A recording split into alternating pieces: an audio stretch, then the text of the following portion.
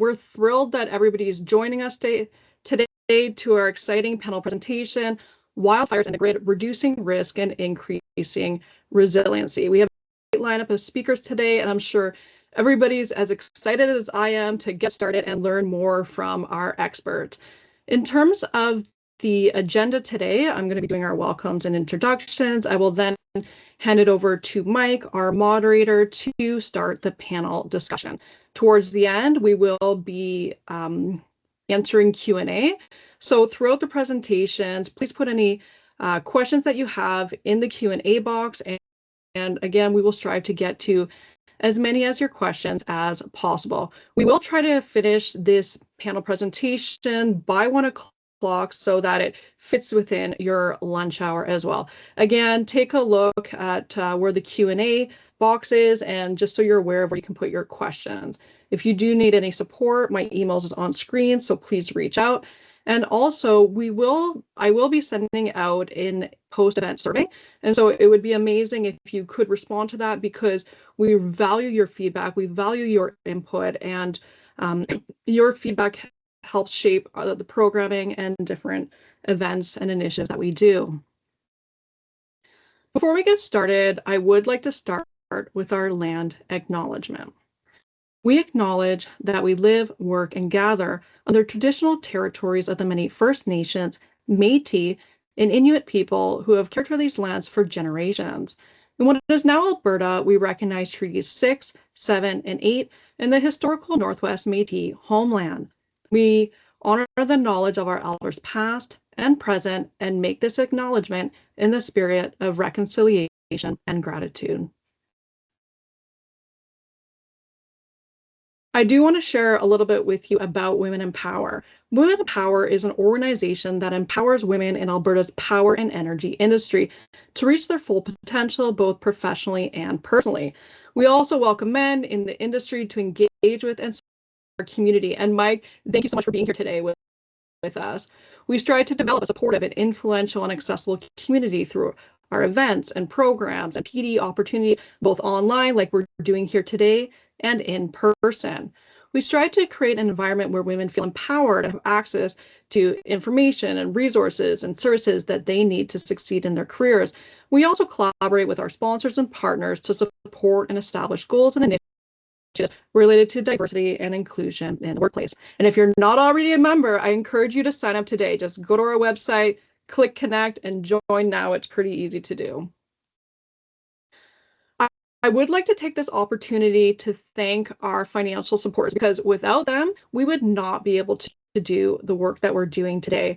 I'd like to give a special acknowledgement to our founding sponsors, and Max and ATCO, and of course our gigawatt, megawatt, and kilowatt sponsors. Thank you. I would now like to introduce our moderator, Mike Shaw. Oh, sorry about that, Mike. I just toggled Mac off. Okay. Mike is a passionate and strategic executive in the energy industry, committed to advancing energy infrastructure to support modern life, security, and economic prosperity. As VP Business Development and Commercial at ATCO, he leads efforts to accelerate growth through new customer projects and system improvements across the natural gas and electricity sectors. With over 2 decades at ATCO, Mike has held a variety of leadership and executive roles spanning natural gas transmission and distribution, electric utility modernization, NGL, midstream operations, natural gas storage, power generation, and northern energy solutions. His experience working in Canada, Mexico, and Puerto Rico has given him deep insights into the evolving energy needs of customers and industry challenges. Wow. Thank you so much, Mike, and I'm going to hand it over to you now. Thank you so much, Leah, and thank you all for joining us today. It's a real pleasure of mine to moderate this panel of 3 amazing women who are joining us through the panelists today.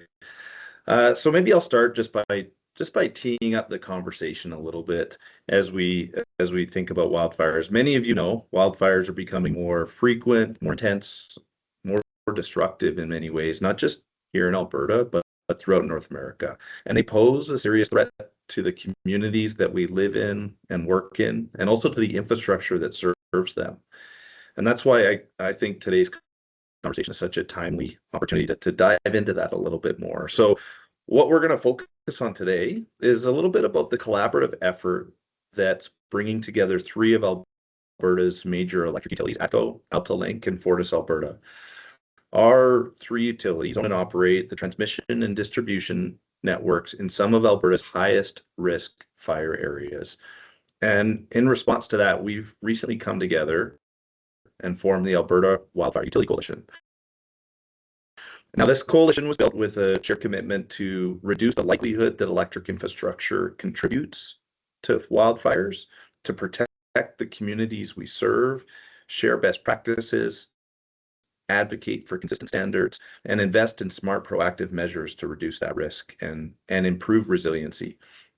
We're really guided by three key priorities that we've all stacked hands about: prevention, resiliency, and collaboration. So prevention means taking the action before disaster strikes, mitigating the risk of starting or contributing to wildfires, and protecting the communities that we serve. Resiliency is how resilient that infrastructure is in the face of wildfires, and how quickly can we maintain and restore service following wildfires. Many of the key elements following a wildfire to bring people back to their homes is having the electricity service restored.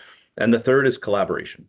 And that's a lot of what we'll talk about today. That's essential, not only collaboration as utilities, but with communities, customers, governments, regulators, industry partners, really working towards some common goals and consistency and clarity on what we're trying to achieve. So I won't steal the spotlight from the three amazing leaders who are joining me today by any means. And I'm looking forward to hearing their perspectives on how utilities can and must play a leading role in this.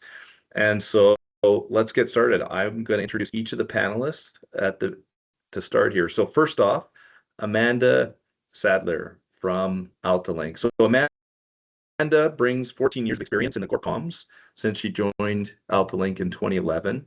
She's advanced from project communications to leading the company's integrated communication strategy as manager of corporate communications, strengthening AltaLink's reputation among key stakeholders. But you see her impressive bio on the screen here. Maybe I'll hand it over to Amanda first, just to introduce herself. And what I asked each of the panelists to think about in advance was maybe share a favorite podcast that might spark your interest. Sorry, bad pun. Amanda? Thanks, Mike. So Amanda Sadleir, Manager of Corporate Communications at AltaLink. I'm very happy to be here, part of this discussion today, and really happy to be part of this coalition. It's really an incredible group of industry colleagues that I get the pleasure of working with on this. So happy to be here today. Podcasts, when it comes to podcasts, there's a lot of great podcasts out there, and it probably really just depends on my mood. But one thing I always appreciate is a little bit of laughter. And so I would say that one of my comfort podcasts that I can always go back to, Smartless. It makes me laugh, which I always appreciate. I love the banter between the three of them. And I actually, despite it being what is supposed to be sort of a casual and comedic podcast, I tend to learn something new every time I listen to it. So always enjoy that one. Awesome. That is great. Jason Bateman on that is always just the best. So that's a good one. Thanks, Amanda. Yeah. And thanks for joining the panel.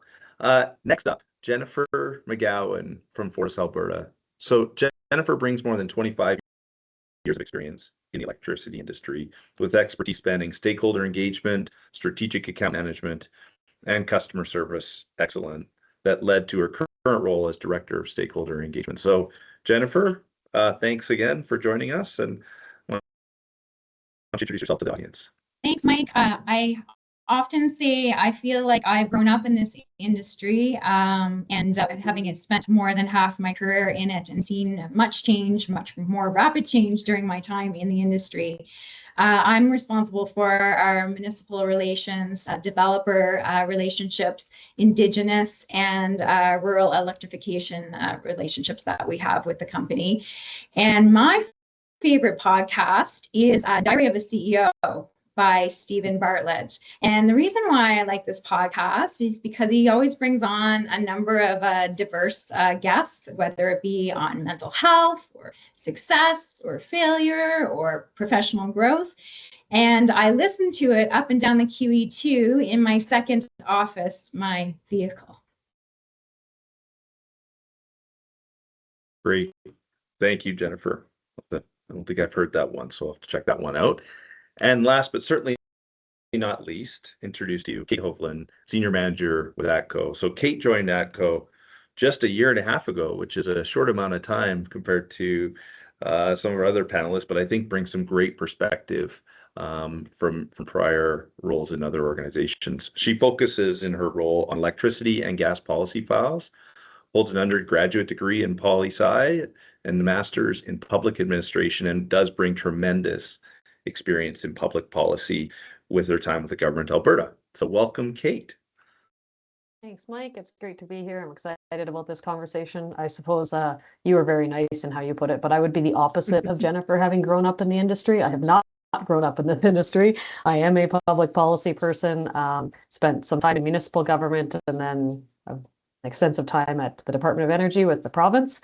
Worked on cool things like orphan and abandoned wells and land access and CCS and that kind of stuff. Super fun. Podcast. I'm a bit of a history nerd, so I zone out on history podcasts like A Short History of, or The Rest is History. If you like banter, that one's hilarious. But I like learning random things about random things that will never probably impact my life. But I know I've recently learned a lot about Peter the Great, which has nothing to do with my life, but it was fascinating nonetheless. That's great, Kate. That'll be one that I list to. It's called Stuff You Should Know, which is like, it's a really interesting one, a snippet of just random things that fill your brain with useless facts, but they find it quite interesting. I've learned lots on that one. So sounds similar. Is you never know when you might find a nugget in there that you can use later in life. So, all right. Well, thank you, Amanda, Jennifer, and Kate. So when I set the table a little bit in introductory remarks, I mentioned that wildfires are certainly something that has a big impact on Alberta. But maybe before we focus in on Alberta, let's maybe zoom out, talk about the bigger picture. And so maybe, Jennifer, I mind starting with you. Can you just talk a little bit about what other jurisdictions are facing when it comes to wildfire risk, response, and mitigation? Thanks, Mike. You bet. So when we look at this from a macro level, and many of you have seen this on the news or maybe have relatives or family members who have experienced this, but some of the wildfires that we've seen, especially in the U.S., and includes a large loss of life, localized catastrophic events, destroying thousands of homes, structure, and billions of dollars worth of damage. We look at California, for example. In 2018, there was a fire in Paradise, California that killed 85 people and destroyed roughly 19,000 structures in that event. If we look closer to 2025, we look at the whole Los Angeles fire. Again, a loss of life, and actually one of the largest losses of life in history for them, and $250 billion in damage when it came to the infrastructure involved in that fire. And then finally, in Maui and Lahaina, back in 2023, we looked at 100 plus deaths in that fire as well. And a lot of these as a result of some of the infrastructure in our transmission and distribution facilities. And so one of the recurring lessons that we need to look at when it comes to this is really about hardening and managing our infrastructure, and looking at targeted vegetation management and making sure we're building out those robust mitigation plans as a result. And we'll talk more about that in a minute. Great. Thanks, Jennifer. And I think, that Paradise Canyon fire you talked about in California that sent shockwaves certainly through the industry and others. I think there's a movie just recently released called The Lost Bus with Matthew McConaughey. And I don't know if it's on Apple TV. I can't remember where it is.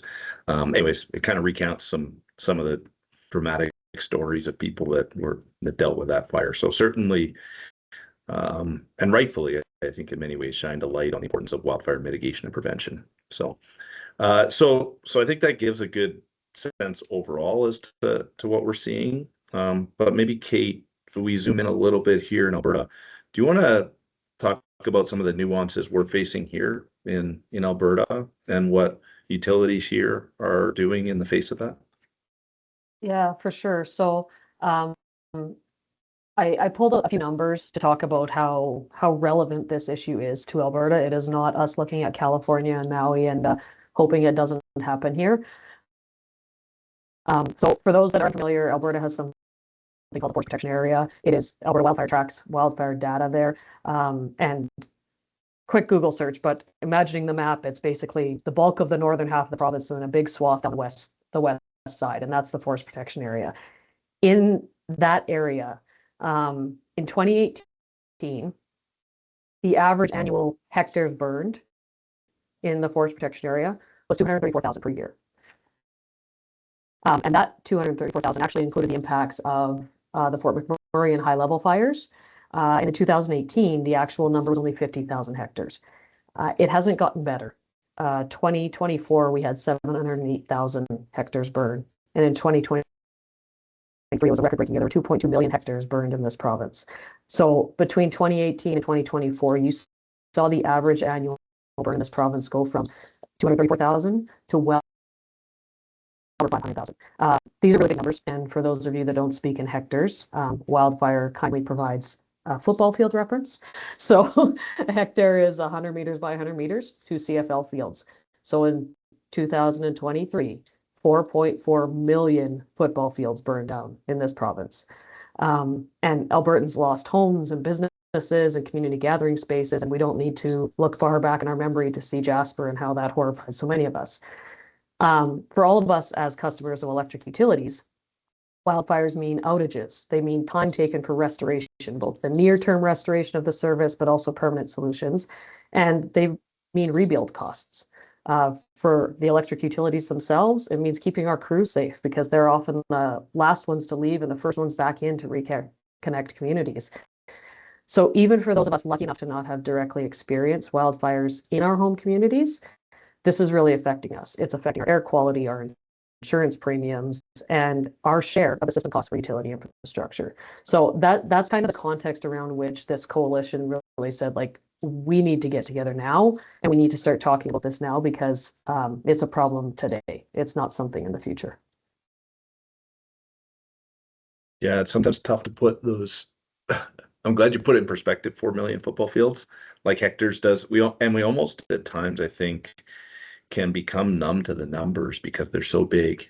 The wildfires that we're dealing with now in certainly the boreal forests of Alberta and Northwest Territories faces the same. Saskatchewan, Manitoba, we saw that this summer.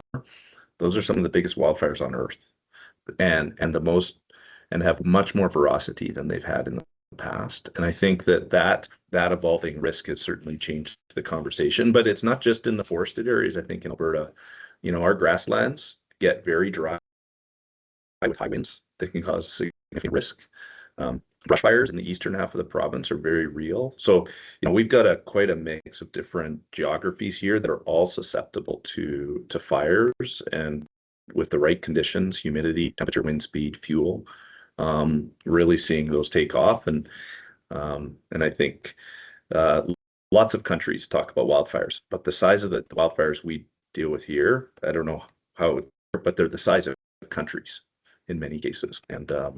And so it certainly raised that tension. So I think that ties in a bit of the groundwork around why we created the coalition, and how the three utilities are coming together. So I'd like to spend a bit of time talking about that coalition, how it works, why it is what it is, and the different areas of focus for the coalition. Amanda, do you want to start with that to talk a bit about the coalition and the structure and the different focuses? Yeah, for sure. I think just touching on what's already been discussed, electric utilities definitely play an important role. in mitigating wildfire risk and then also responding effectively when an event does occur. And we, looking at some of the examples that Kate mentioned in Alberta, all three of our companies have been impacted or involved in a wildfire response in the last few years, either experiencing damage or just being in the communities where this is happening. So it's very real, and it is happening a lot more often right now. And we do, as an industry, play a role to play in that. This coalition is really a collaborative approach to reducing risk and increasing resiliency. And that's something that's important to all three of our organizations. It's an important part of what we do to deliver safe, reliable, and affordable electricity to Albertans. And that's something that we can all agree on, and we're all working towards the same thing. So each of our organizations have wildfire mitigation plans that have common components that we're all looking at. We have similar stakeholders and share audiences that overlap with all of our organizations. And then we all have similar objectives of what we're trying to achieve and why we believe this is important. So really, it just makes sense for us to come together. And I think that all of us have just recognized that by sharing best practices with each other and leveraging the different experiences and expertise across our organizations, that we can actually be stronger and more effective as a group in trying to achieve what we're trying to do, which is ultimately the best thing for Albertans and all of our customers.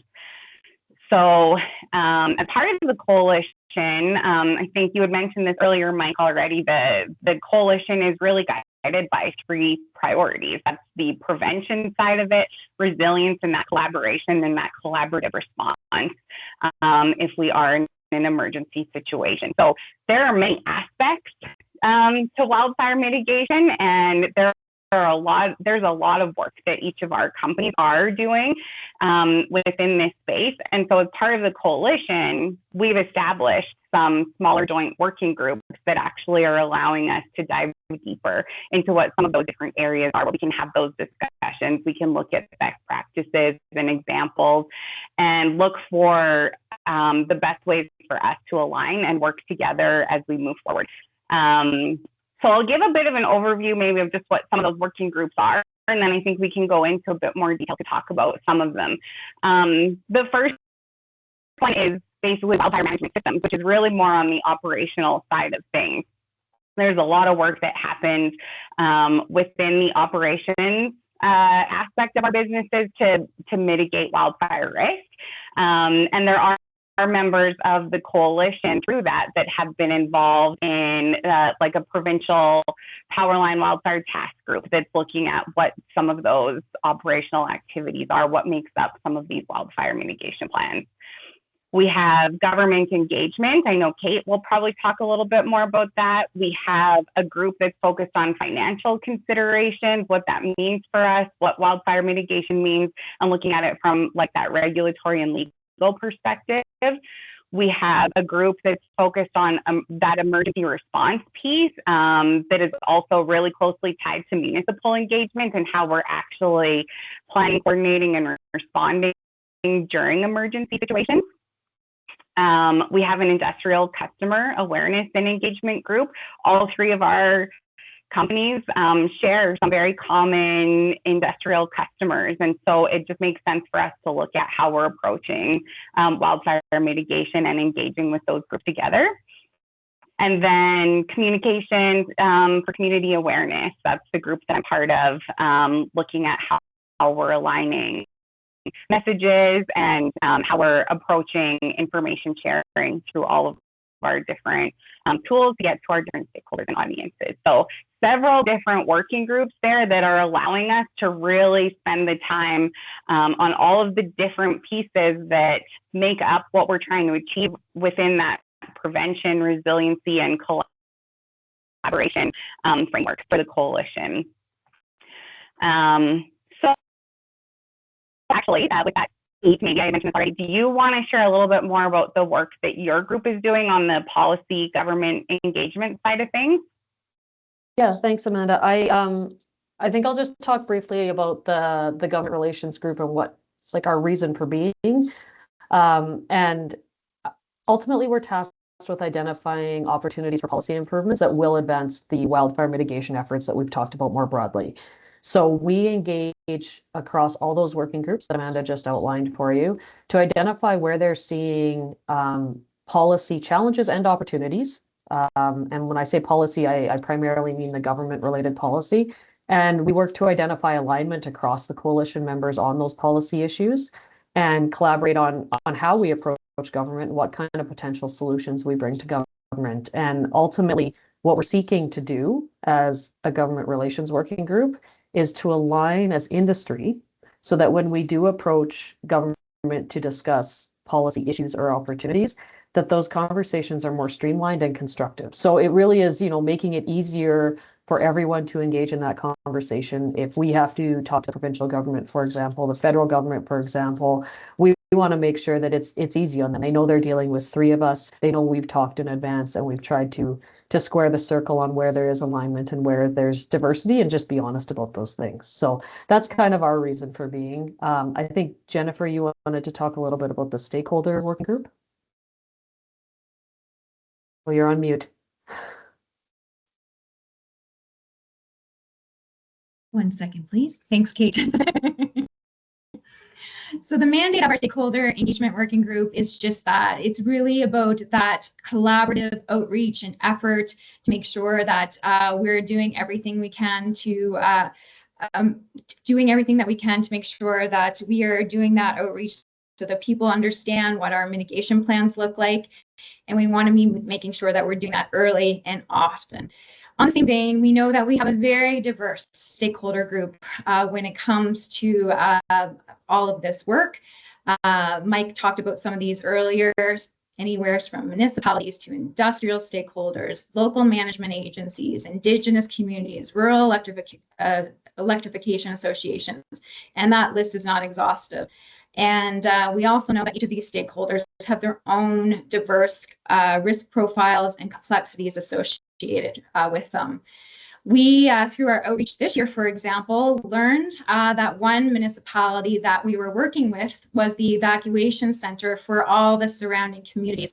That actually changed our game plan a little bit in terms of their concerns about it being the evacuation center and being pivotal to what that looked like and needing electricity for that. And so we worked with them and really tried to figure out the best course of action given that, and we wouldn't have known that had we not done that outreach.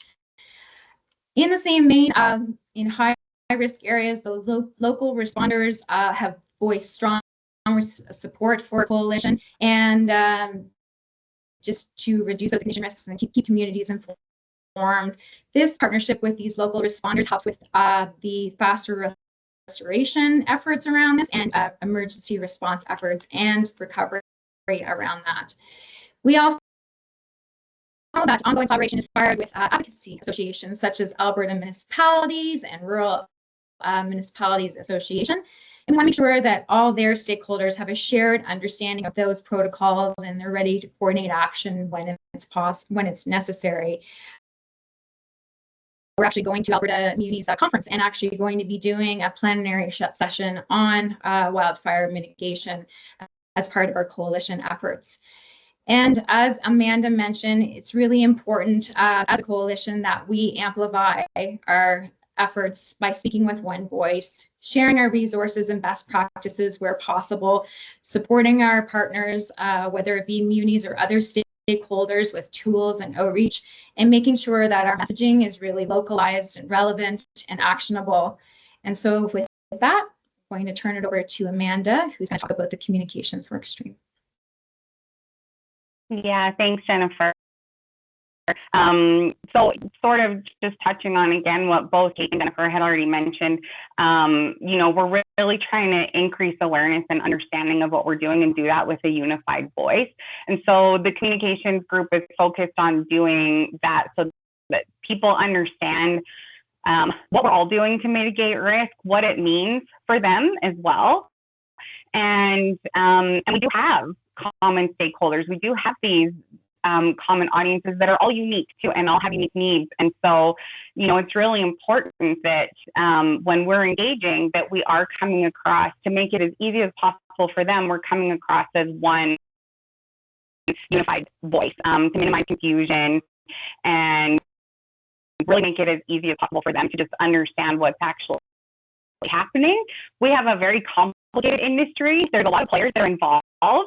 And, speaking on behalf of AltaLink, we are transmission only. We share a lot of our service area with FortisAlberta. The end customers don't necessarily always know who we are, right? But we also have, we work very closely with FortisAlberta. And so it's important that they see that as we're very aligned as an industry, and we are approaching this together because we all believe that this is important, and I think that goes a long way. But doing that is not easy, and so having those clear, concise, simple messages that show that we're all aligned is really important, so that we're all working from the same information. Wildfire is also an emotional topic.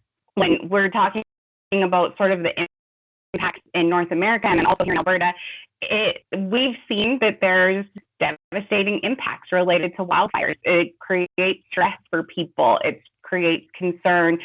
Being in an emergency situation is obviously not an easy situation. And so we're not just sharing information about how we operate our businesses, we're sharing information that impacts people every day. And I think that's something that we need to keep in mind in how we're delivering those,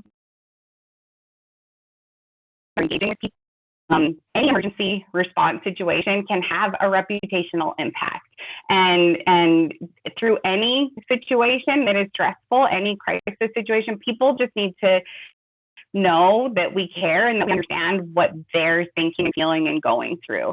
And so the way that we communicate before, during, and after any emergency situation is really a critical part of the work that we need to do to keep people safe and keep them informed about what's going on. So again, the more that we're aligned in how we're communicating and what those messages are, the more effective our collective response will be, regardless of which one of us is there. And I think, again, it just comes back to us being stronger and coming across as more unified, which is better for all of our joint customers anyways. Awesome. Yeah, so lots of different tentacles to this coalition to make this all come together for sure. So hopefully that gives the audience a good kind of sense as to the different areas of focus. Can I just say, like, the three of you are making my job as a moderator super easy right now because you're just rolling with it. So, and I'll remind the audience too, if you got questions, throw them into the chat. We'll carve out some time at the end before 1 o'clock to get to some questions you may have. I see some are coming in, so thank you. So beyond just the coalition, I think it'd be interesting to dig into some specific examples of what we're doing on some of those different work streams to help mitigate wildfire. The different elements that we talked through, and maybe you want to unpack some of those a little bit more. Kate, do you want to just talk a bit around the policy and regulatory kind of work and some of the work the coalition's doing there and what it looks like? Yeah. This probably goes without saying for the audience that is dialed into this call, but we're regulated utilities and we can't just decide to do whatever we want. We operate within the bounds of that regulatory construct, and that is the environment we exist in. And with wildfire mitigation, there is no zero cost and no zero risk scenario. And that is a reality that I think we've all absorbed as we've learned this file and gotten into it. But another thing that we're very clear on is that a do nothing scenario will have substantial costs to Albertans. So one of the key drivers of the coalition policy work is to move us towards an understanding of what the right balance is between those costs and risks. Every service territory is different. So our assets are different, our communities are different, the terrain is different. And even within a service territory, like within ATCO's service territory, we have vastly different scenarios in different parts of it. So on the ground, our mitigation activities might look very different in different places within companies and across the companies. In the end, what I think we're seeking from the policy work is that we want industry alignment and a common understanding with governments and regulatory bodies on how electric utilities participate in wildfire mitigation and what those balances look like between the cost and the risks. So that we're all clear on the path forward and we have that common understanding to work towards, and that's what the policy work is focused on right now, is establishing that understanding. Thanks, Kate. Yeah, I think that there's no zero cost of doing that. There's a cost of doing nothing, to your point there. And I think this isn't unique to wildfires. We're unfortunately in this part of the world, we face lots of different natural disasters. We've seen floods in the past, and don't have to look too far around to look at efforts that are and investments in flood mitigation to mitigate that risk as well. So I think certainly thinking about what that right balance is between risk and cost is a crux of it. So thank you. But that also needs some different technology, some different approaches to operations as to how the electric system works. Jennifer, Fortis has done a lot of work in the space, and you've got companies around North America at Fortis as well that does this. Do you want to talk a little bit around some of the technology and operational practices that you're looking at? Thanks, Mike. At a high level on the coalition front, our utilities have mitigation programs built on several fronts at varying degrees. And these programs, in terms of themes that are like-minded, is that we take a risk-based approach to identifying what those high hazard areas look like and potential events in those areas. We know that from a vegetation management standpoint, that we have to up the game when it comes to vegetation management, especially around our facilities. So we coordinate those efforts with landowners, communities, as well as our regulator to make that happen. We also have infrastructure upgrades through adding new equipment, adding protection devices, for example, insulating wire, or even wrapping our poles, which is something that we did before and after the Conklin fires that happened in May to help with saving that infrastructure. And one of the things that I'm personally excited about is some of the predictive technology that's coming out for situational awareness, of which FortisAlberta has some. And that technology really allows us to give us early indications of wind gusts, for example. And what that means for us is that it enables us to get ahead of some of those weather events and actually mobilize crews before an event. And where that helps us is to help reduce those outages, ensure that we're being effective in response up front. And then finally, it's about adjusting our operational practices to make sure that we're reducing any chance of ignition. Great, thanks, Jennifer. And certainly one area that gets a bunch of attention that other jurisdictions have been doing for years, particularly down in California, is public safety power shutoffs. Sometimes here we use a lot of acronyms in the industry. PSPS is what you might hear people say. Amanda, do you want to maybe just talk a little bit about that and what that is, as people may hear about that in other forums as well? Yeah, for sure. Thanks, Mike. So a public safety power shutoff is one component of a comprehensive utility wildfire mitigation plan, like Jennifer just went through some of what that looks like. It is considered a last resort preventative safety measure that's designed to protect people and communities during extreme conditions where the threat of sparking a fire is dangerous. So how it works, what it means is that during those conditions where there is that threat, power to impacted lines may be proactively turned off to prevent an ignition that could lead to a fire. And it would be until conditions are safe, again, to turn it back on. In a situation like this, there's actually no every situation is unique. There's a number of different factors that can lead to a public safety power shutoff, and the decision to execute one is very data-driven, and it's based on a lot of different information coming from a lot of different resources. Some of the conditions, well, there's a range of conditions that are monitored and assessed before a decision to execute a PSPS is even made. But some of those conditions include wind speeds, humidity levels, the presence of dry vegetation, and then real-time observation too, from boots on the ground, from some of the tools that we have that Jennifer mentioned that has helped to increase our situational awareness to know what those conditions actually look like in real time. And any public safety power shutoff actions will be coordinated. It's important to coordinate with the local emergency management teams, first responders, getting input from fire experts in the area. So there's a lot of information and coordination that goes into a public safety power shutoff decision.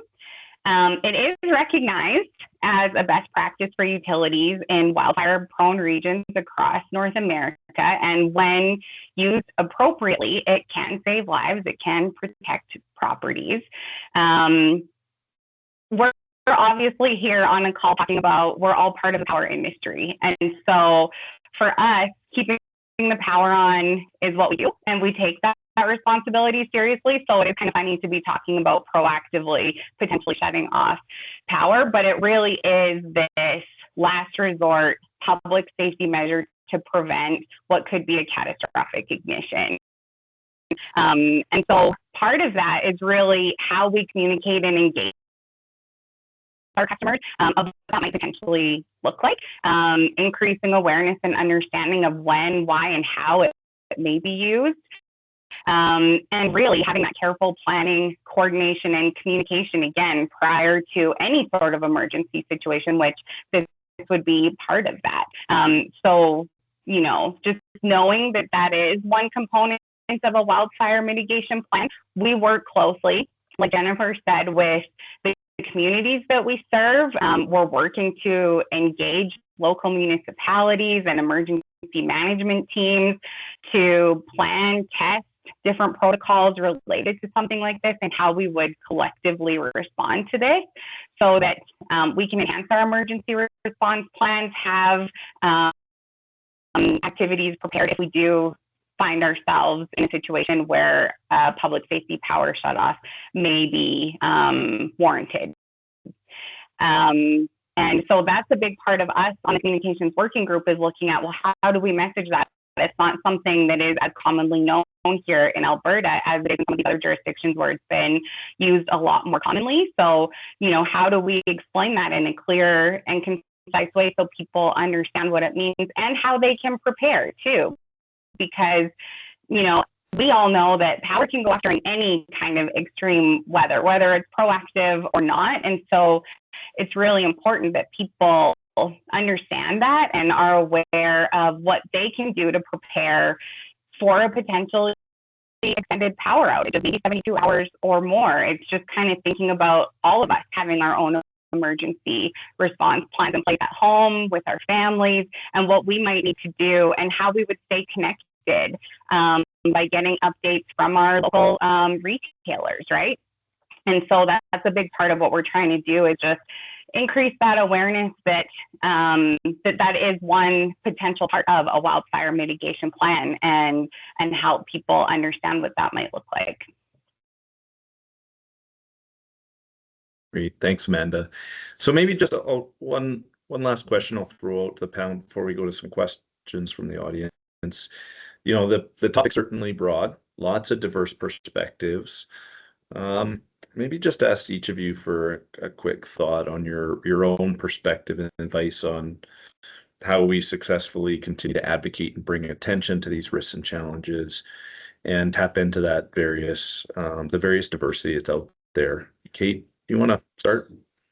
Yeah, I think it's a really complex problem, and we are well aware that it can't be solved by a single skill set, and I really think that's a strength. So within our companies, you know, we are working with power line technicians, engineers, policy and communication specialists, government relations, executives, regulatory experts, foresters that work on, clearing right-of-ways. And this breadth of knowledge is what's going to ultimately bring us to solutions. And I think selfishly, as a rookie in the sector, it's also a way to organically build networks, right? Because we identify those common outcomes, and it allows a whole bunch of different people to showcase their strengths on one big meaty challenge. So I think there definitely is a strength and a diversity on this one. Jennifer, how about from your perspective? I'd like to expand upon what Kate just shared. I think it's that diversity of thought and perspective that is really essential for us as part of this coalition. I certainly appreciate and respect my peers' expertise and knowledge and the best practices that we share across our respective utilities, and also the perspectives of our stakeholders.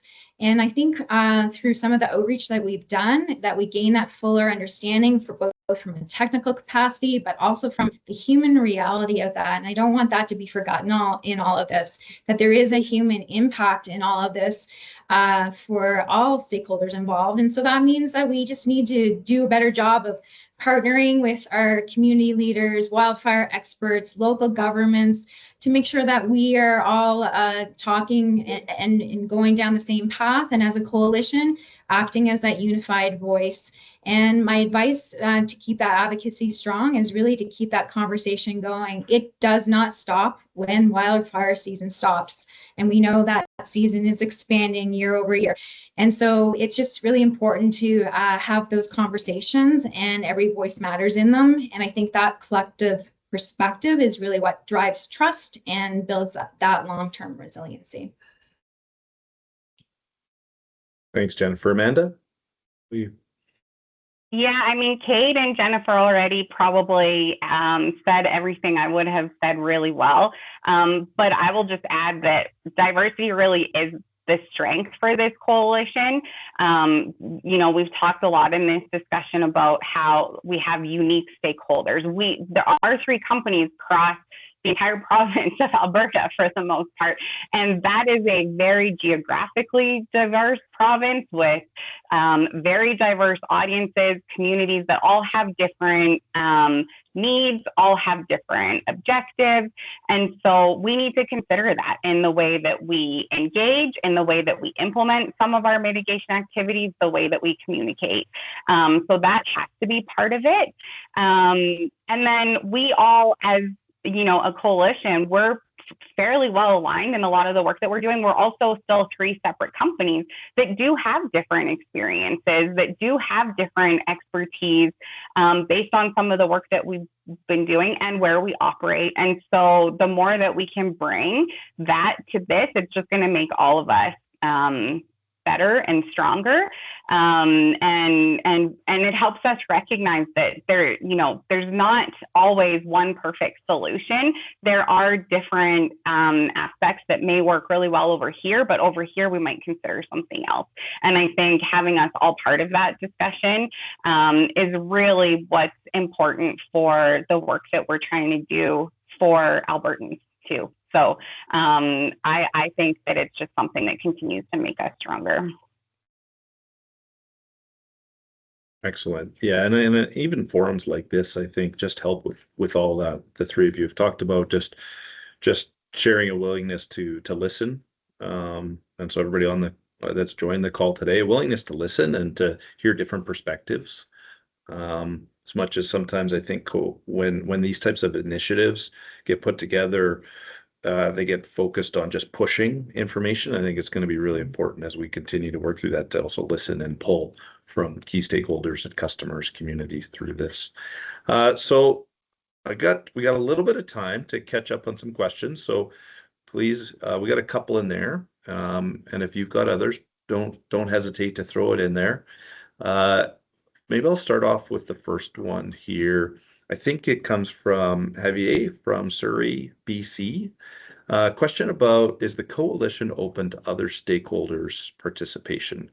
Jennifer, do you want to maybe tackle that one? Thanks, Mike.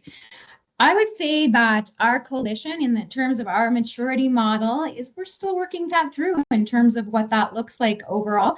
And we are definitely in the process of continuing that unified voice and moving forward with that. And I think that when I talk about diversity of thought and perspectives, that we would welcome those kind of conversations, best practices, engagement in terms of what that looks like around outreach and making sure that we have those diverse thoughts and perspectives.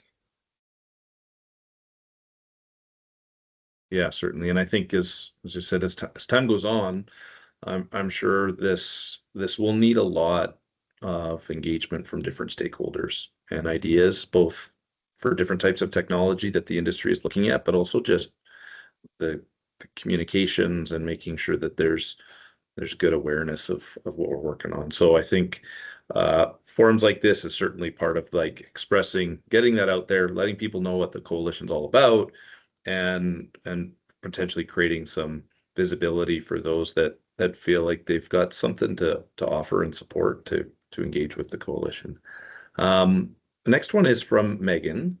I think this is a very relevant question. Around what ways are you working with teams or sharing ideas in other wildfire corridors like PG&E and SCE? So those are a couple utilities in California.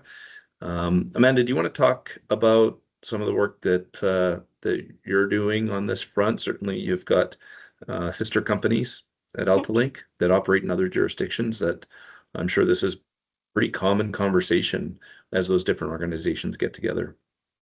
Yeah, absolutely, Mike. I think both at AltaLink, there's definitely with some of our sister companies, we have access to some best practices and lessons learned from companies that are probably a little bit more farther ahead of us, just because of the situations that they've had in the areas that they are when it comes to wildfire response and mitigation. And so we have a number of different working groups where we're able to connect and learn from some of the work that's happened in other areas. There is, for example, on the communication side, next week, actually, we have representatives from AltaLink, ATCO, and Fortis on the communications teams that are participating in a Western Utilities Wildfire Communications Workshop that will have representation from a number of utilities across the Western US that are more wildfire prone areas. And as part of that, everybody is sort of sharing what are they currently doing? What are some of their challenges? What have been some of their biggest opportunities? And, you know, we do have that benefit of, there's a lot of companies that have been doing this for a long time that we're able to leverage work that's already underway and then just see how it fits for us and modify it based on what we need to be doing here in Alberta. So, and as of right now, we've been able to have access to a lot of that different information from a number of different utilities across Western North America. Yeah, and I think with the actual events some of those other jurisdictions have faced, it has forced some rapid development of different technologies that they've implemented or mitigation measures. And so, you know, we're probably not ashamed to steal good ideas, probably from anywhere, and implement them here. But also find that balance about a made in Alberta solution, because every jurisdiction's a little bit unique. But also just maybe on that, Kate, furthermore, like about the policy scans, regulatory scans in other jurisdictions. I want to talk about that. Yeah, it's very active and very relevant. So we don't want to take time reinventing the wheel where people have already looked into complex challenges themselves. And you've heard today about California and some of the things they've experienced. And I know many of you would have seen that in the news anyway. There are a lot of US jurisdictions, states, even some federal activity that's currently being considered that address wildfire and address electric utilities and their role in relation to that wildfire mitigation response costs, all of that stuff. So we are actively looking at what other places are doing and determining where our legislative structure is similar or different and how those things might be applicable here, and then having those conversations, I think, with some of our partners in government to understand their perspectives about where there might be relevance. Great, Kate. Maybe just building on that, bringing that back to home, one of the next question on here is what is your experience so far with the engagement with the government of Alberta on this front? Yeah, it's I know well, I think there's probably some government of Alberta folks on here, so I won't be speaking on your behalf, and you can kick me under the table if I'm wrong. But I think it's been really positive, really collaborative conversations, constructive, really working on some of those really challenging issues. You know, the balance of mitigating the risk with affordability and where those things ultimately land. Government has many stakeholders, right, and many challenging public policy issues, and this is just one of them. They're looking at it from the wildfire lens, the emergency response lens, the utility affordability lens, all of that, insurance affordability. It all comes to together here, and so our conversations with government to date have been really positive in the sense that I think even though we might not have the exact answers laid out yet, that I think we're all kind of moving towards the same thing, which is a positive impact to Albertans and protecting our communities and the infrastructure that would lead to costs. Right on. Next question. Actually, I love this question because it's a real practical example of some of the different considerations that we need to have. The question is, can you talk about what coordination with tourist towns like Banff is and how that's going, and what does that look like, and how do customers deal with it if with the tourists, if power gets turned off when they're on vacation, and some of the publicity that certainly gets. And I know certainly Parks Canada plays a big role in some of those national parks, but we're also just seeing it as there is a bit more work going on around forest kind of clearing the brush and doing some proactive stuff in the forests in the national parks that is certainly getting a bit more attention. But Jennifer, do you want to talk a bit more around like coordinating with customers in those areas where their business is very much dependent on running the gondola up to Sulphur Mountain or cooking a hot meal for the restaurants that is in their hotel? Denise, thanks so much for that question, because it's such an important one, and it's one that we're still wading through, if I were to be completely honest. We recognize in that Bow Valley corridor how much sensitivities are when it comes to tourist season, for example, and what that means from a wildfire mitigation standpoint. I mean, if you look at the whole Jasper fire, and one of my colleagues, Kate, might talk about this from an ATCO perspective, it had significant impact on the tourism areas of that area. We are working closely with Bow Valley Corridor stakeholders, including the directors of emergency management, federally with Parks Canada, for example. We have made over 25 touch points in that area alone this last year to really work through the plan of the what if this happens, how are we going to communicate with those businesses in the Banff area, and what does that look like from a liability perspective? We're asking the gamut of questions when it comes to risk management in that area. And I don't have all the answers for you on this one, but I can tell you that we are working that through as a coalition, and it is part of our risk mitigation efforts as well as stakeholder and customer efforts. And Amanda, maybe just you want to jump on that one too for this one last question. Yeah, we've got a question there about health and safety and what that means for both employees and the public. It's a great question, and really what we're trying to do here, this all comes back to safety. This really all comes back to safety and doing what we can to mitigate any risk from wildfires. So on the public safety piece, the mitigation activities that are part of each of our wildfire mitigation plans, the work that Jennifer had talked about, all of the different activities to increase situational awareness, to better understand what conditions look like, to better be able to assess risk so that we can respond effectively to it, how we respond during an emergency to keep people safe, to keep them informed so that they're able to help themselves stay safe. This is what it's all about. It all comes back to safety, and employee safety is a big part of that. Again, you know, when we're looking at emergency response, that's part of how we all approach how we are getting out there and responding to an emergency situation. Our employees that are boots on the ground in these areas, they live in these areas. They're responding to these situations. We need to make sure that the way that we are approaching how we respond to emergency considers the safety of all of our employees, all of the contractors that might be working for us, and the public at the same time. So everything that's related to our wildfire mitigation efforts is focused on what does that mean from a safety perspective for all of the people and communities that may be involved in this or impacted by it. Great. Thanks, Amanda. And you know, I'll wrap up there. There was one more question in the chat around just trying to balance a bit of the cost and financial burden and the insurance that different service providers and companies operating within forest protection areas need to carry. I mean, I think that's a really valid kind of question, and probably still a lot more work is needed there together to think about that. But that's part of the conversation. It has to be. Because the more that we can mitigate the risk of these fires, you know, that certainly has insurance implications. And I think that that's becoming, this topic of wildfires is very much high on the radar for insurance companies around the globe. There's been some major events and they're really reevaluating that. So I think collaboration with insurance and different organizations and how that looks has got to be part of the path forward as well, and certainly something the coalition will look at.